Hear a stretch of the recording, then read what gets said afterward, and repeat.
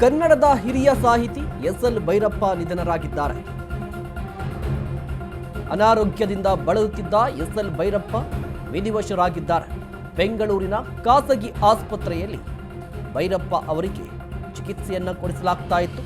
But ಇದೀಗ ಚಿಕಿತ್ಸೆ ಫಲಕಾರಿ ಆಗದೆ ಇಹಲೋಕವನ್ನ ತ್ಯಜಿಸಿದ್ದಾರೆ. ಬೆಂಗಳೂರಿನ ಖಾಸಗಿ ಆಸ್ಪತ್ರೆಯಲ್ಲಿ ಎಸ್.ಎಲ್. ಭೈರಪ್ಪ ನಿಧನರಾಗಿದ್ದಾರೆ. ಕನ್ನಡದ ಹಿರಿಯ ಸಾಹಿತಿ ಎಸ್.ಎಲ್. ಭೈರಪ್ಪ ವಿಧಿವಶರಾಗಿದ್ದಾರೆ. ಅನಾರೋಗ್ಯದಿಂದ ಬಳಲ್ತಾ ಇದ್ರು. ಅವರನ್ನು ಬೆಂಗಳೂರಿನ ಖಾಸಗಿ ಆಸ್ಪತ್ರೆಯಲ್ಲಿ ಅವರಿಗೆ ಚಿಕಿತ್ಸೆಯನ್ನು ಕೊಡಿಸಲಾಗ್ತಾ ಇತ್ತು. ಬಟ್ ಈಗ ಅವರು ವಿಧಿವಶರಾಗಿದ್ದಾರೆ ಅನ್ನುವ ಮಾಹಿತಿ ಲಭ್ಯವಾಗ್ತಾ ಇದೆ. ಕನ್ನಡ ಸಾಹಿತ್ಯ ಲೋಕದಲ್ಲಿ ಸಾಕಷ್ಟು ಸಾಧನೆಯನ್ನ ಮಾಡಿದ್ದಂತಹ ಕನ್ನಡದ ಹಿರಿಯ ಸಾಹಿತಿ ಎಸ್.ಎಲ್. ಭೈರಪ್ಪ ಇವತ್ತು ವಿಧಿವಶರಾಗಿದ್ದಾರೆ.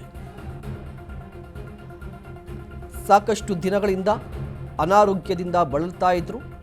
ಅವರನ್ನು ಬೆಂಗಳೂರಿನ ಆಸ್ಪತ್ರೆಯಲ್ಲಿ ಖಾಸಗಿ ಆಸ್ಪತ್ರೆಯಲ್ಲಿ ಅವರಿಗೆ ಚಿಕಿತ್ಸೆಯನ್ನು ಕೊಡಿಸಲಾಗ್ತಾ ಇತ್ತು. ಬಟ್ ಈಗ ನಿಧನರಾಗಿದ್ದಾರೆ. ಪರ್ವ, ಗೃಹಭಂಗ ಹೀಗೆ ಸಾಕಷ್ಟು ಪುಸ್ತಕಗಳನ್ನು ಬರೆದಿದ್ದರು. 94ನೇ ವಯಸ್ಸಿನಲ್ಲಿ ಸಾಹಿತಿ ವಿಧಿವಶರಾಗಿದ್ದಾರೆ. ಯಾನ, ಆವರಣ ಹೀಗೆ ಸಾಕಷ್ಟು ಪುಸ್ತಕಗಳನ್ನು ಬರೆದಿದ್ದಂತಹ